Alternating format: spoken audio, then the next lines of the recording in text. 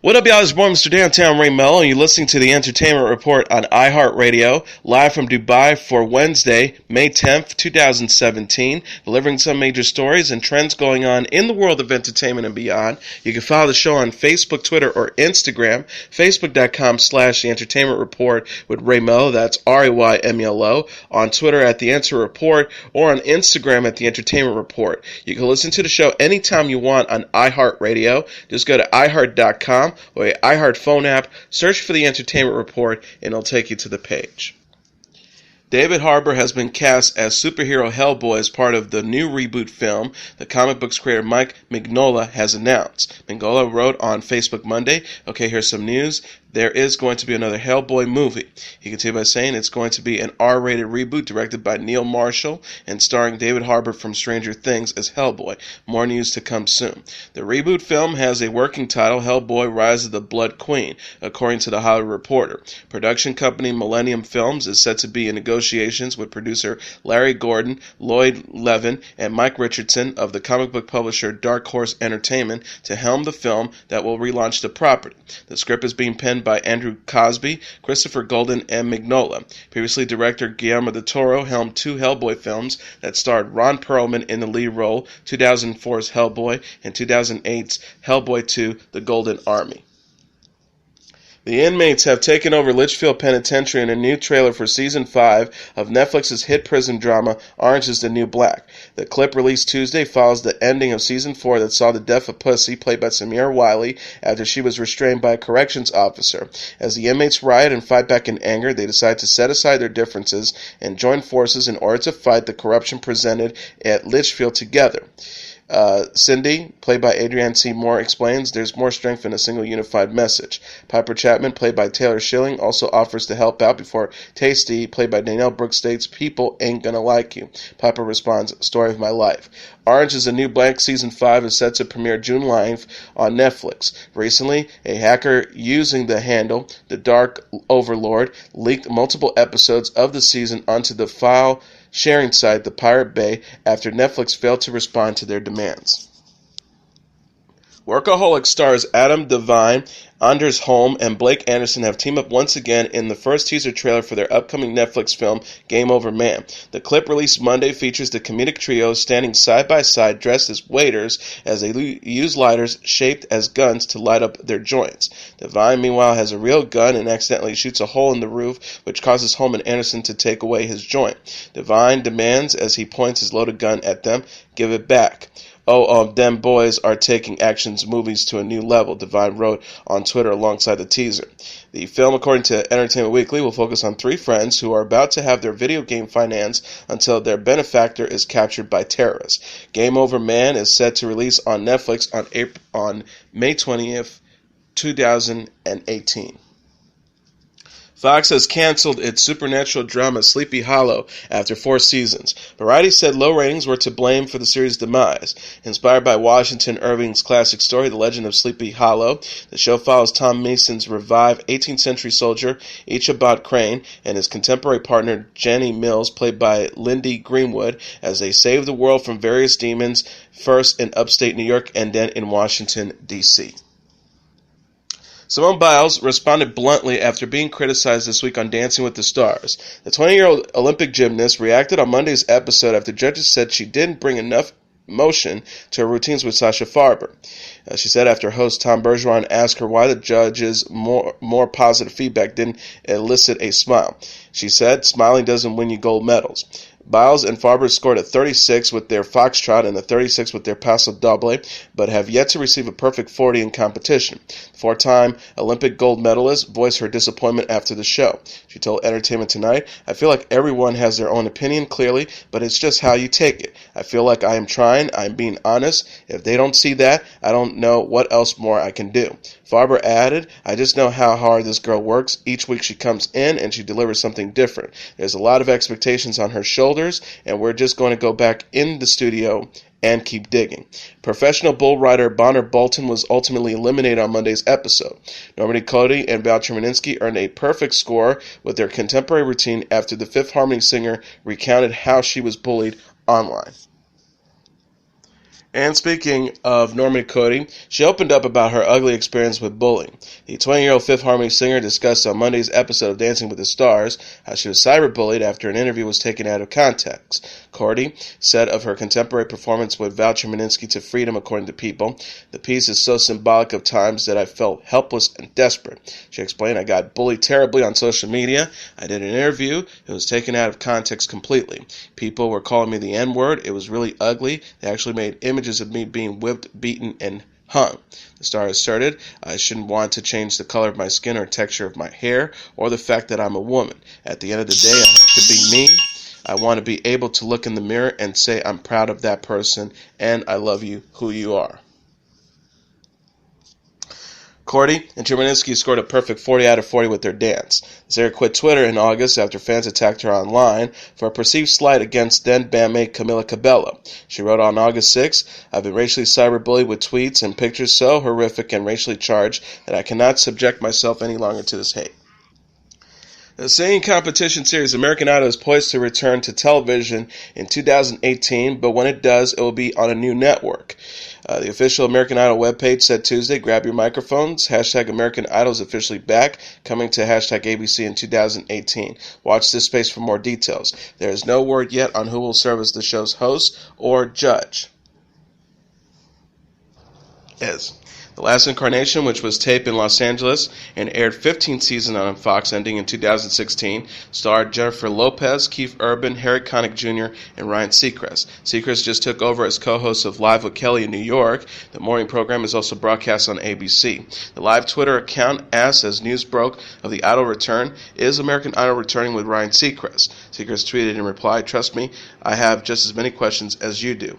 American Idol has launched the careers of Kelly Clarkson, Carrie Underwood, Taylor Hicks, Jordan Sparks, Scotty McCreery, Philip Phillips, Adam Lambert, and Chris Daugherty. Jimmy Kimmel says his son is doing very well after having open-heart surgery. 49-year-old late-night host gave an update on Billy, his infant son, with wife Molly McNeary on Monday's episode of Jimmy Kimmel Live after emotionally sharing his son's health issues last week. Kimmel said before joking, "Our son Billy is doing very well. He's eating, he's getting bigger, he's sleeping well. He can read now, which they say is unusual." He also added, "My wife took a little video of him today. You can see he's smiling because so many people donated to the Children's Hospital Los Angeles. Either that or he had gas. We don't know, but what a humbling outpouring of support." Kimmel had announced on his May 2nd show that he and McNeary welcomed Billy on April 21st. He described how their son underwent open-heart surgery after being born with heart defects and went on to comment on health care in the U.S. The star said, "Until a few years ago, millions and millions of us had no access to health insurance at all. Before 2014, if you were born with congenital heart disease like my son was, there was a good chance you'd never be able to get health insurance." He asserted, "If your baby is going to die and it doesn't have to, it shouldn't matter how much money you make. No parent should have to decide if they can afford to save their child's life." Kimmel said Monday that he was called an out-of-touch Hollywood elitist creep after his health care remarks. He replied to criticisms with a sarcastic response. The star said, "I'd like to apologize for saying that children in America should have health care. That was insensitive, it was offensive, and I hope you can find it in your heart to forgive me." Lena Dunham called out a magazine this week by sharing her tongue-in-cheek diet tips. The 30-year-old actress posted a list of 20 slim-down secrets on Instagram after being featured on the cover of a weight loss-focused issue of Us Weekly.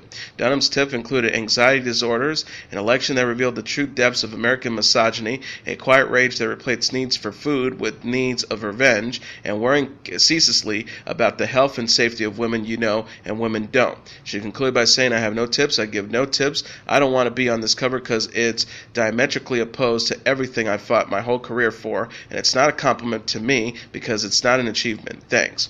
Many have commented on and praised Dunham's slimmer figure in the past few months. The star said in an interview with on the Ellen DeGeneres show in March that she also received backlash over her weight loss. She told DeGeneres, "It's just so crazy because I spent 6 years of my career being called things like a bag of milk on the internet. Bag of milk, baby cow, aging cow. I never felt self-conscious about it." She also said, Then I had this experience of my body changing, and suddenly I got all these things like you're a hypocrite, I thought you were body positive, I thought you were a person who embraced bodies of all sizes. I was like, I do. I just understand that bodies change. We live a long time. Things happen. Dunham is best known as the creator and star of HBO's series Girls, which concluded in April after a 6-season run. She thanked fans for their support last week after being rushed to the hospital from the 2017 Met Gala. Jodie Sweetin's ex-fiance Justin Haddock has been sentenced to 6 years and 8 months in the state prison after he pleaded no contest to charges in court on Friday. Haddock was found guilty of possession of a deadly weapon and for falsifying evidence by threatening a witness with force or implied force, according to E! News. Upon his release, Haddock will be placed on formal probation for 5 years, will need to complete a 52-week domestic violence treatment program, and obey a protective order that states he must refrain from releasing videos or images of Sweetin. Haddock was also ordered to hand over his 9mm semi-automatic gun to the Los Angeles Police Department, as he can no longer possess any dangerous or deadly weapons. Haddock was arrested for a third time in March after he was seen driving in front of Sweetin's home in Sherman Oaks, California. Fuller House star was granted a temporary restraining order against Haddock, who was told to stay back 100 yards a day before a rep for Sweetin announced that their relationship was over after 2 years of dating. The 40-year-old was said to have engaged in violent arguments with Sweetin in which he threw objects at her, according to court documents, and that following a prior breakup with Sweetin, he came to Warner Bros. Lot in Burbank, where Sweetin works as an actress, demanding to see her and engaging in a dispute with the security guards there. He also waited for Sweetin to confront her at her children's schools. Sweetin also said that Haddock had threatened to kill himself using his 9mm semi-automatic gun. The 2018 Grammy Awards ceremony is to take place January 28th at Madison Square Garden in New York, the Recording Academy announced Tuesday. The gala honoring excellence across all genres of music will be broadcast on CBS. Recording Academy President, Chief Executive Officer Neil Pertnow said in a statement, "While we're best known for music's biggest night, we serve the music community year-round, and a large part of that community is alive and thriving in New York City and on the East Coast. As a native New Yorker and a lifelong supporter of the city's vibrant art scene, I couldn't be more excited to return in 2018 and celebrate 60 years of honoring the best of the best in recorded sound in the world's class venue that is Madison Square Garden." Madison Square Garden last played the host to the Grammy Awards in 2003. The ceremony has taken place in Los Angeles at the Staples Center for almost 14 years. James L. Dolan, the executive chairman of the Madison Square Garden Company, says Madison Square Garden is extremely honored to host the 60th anniversary of the Grammy Awards when they return to the Garden for the third time in their history. MSG has been the site of many of the most legendary and most enduring moments in music history, and we think that the 2018 Grammys will be a perfect addition to that great legacy. We're thankful to Mayor de Blasio and all those who worked so hard to make this return possible.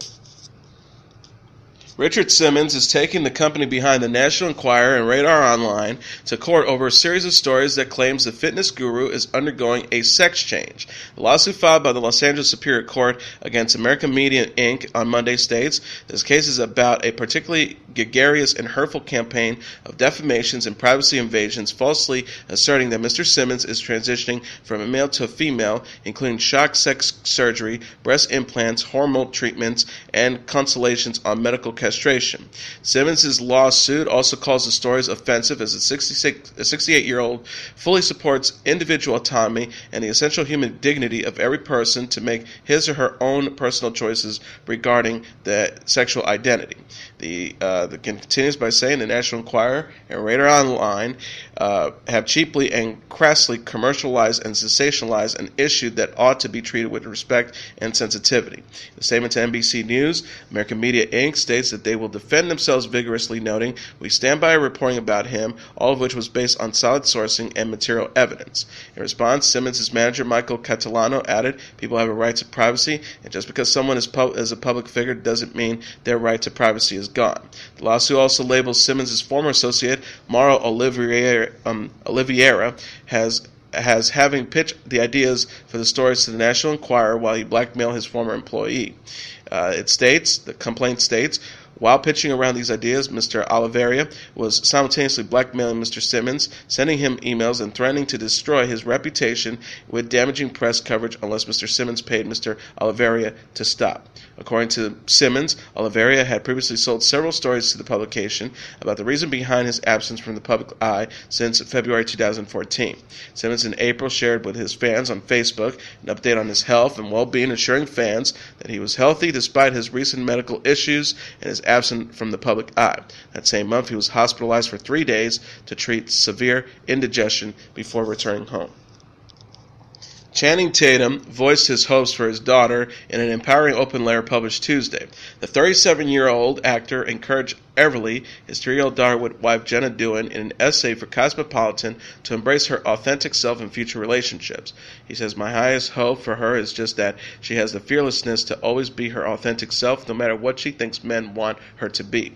Tatum was initially invited to write about the Magic Mike Live opening in Las Vegas, but changed gears after imagining Everly reading this article someday. He says he hopes his daughter will be as open, as authentic as Dewan.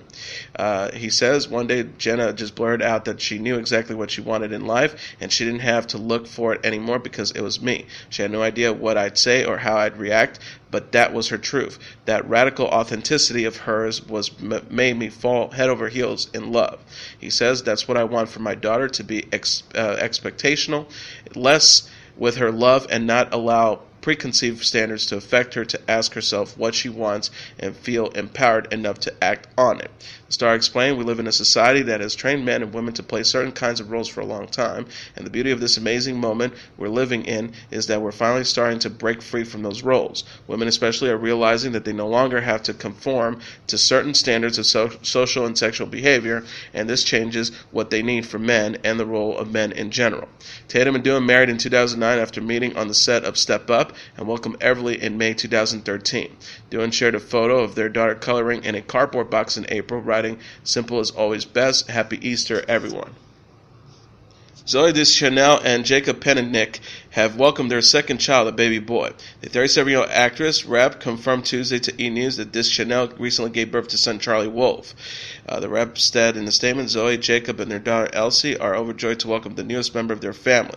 Sources told People Charlie arrived last week in Los Angeles. Deschanel and Pechenik, a producer known for Rock the Casbah, married in June 2015 and welcomed daughter Elsie Otter the next month. The actress said in the May 2016 issue of Red Book, "I've never felt really like an adult, but I think it's a huge accomplishment to have a child, so maybe I feel like an adult for that reason." She shared, "I've slowed things down a bit. I think it's good for your whole self, your creative self, your professional self, and just your soul, to take a little time for yourself and your family." Deschanel is known for playing Jess Day on the Fox series New Girl.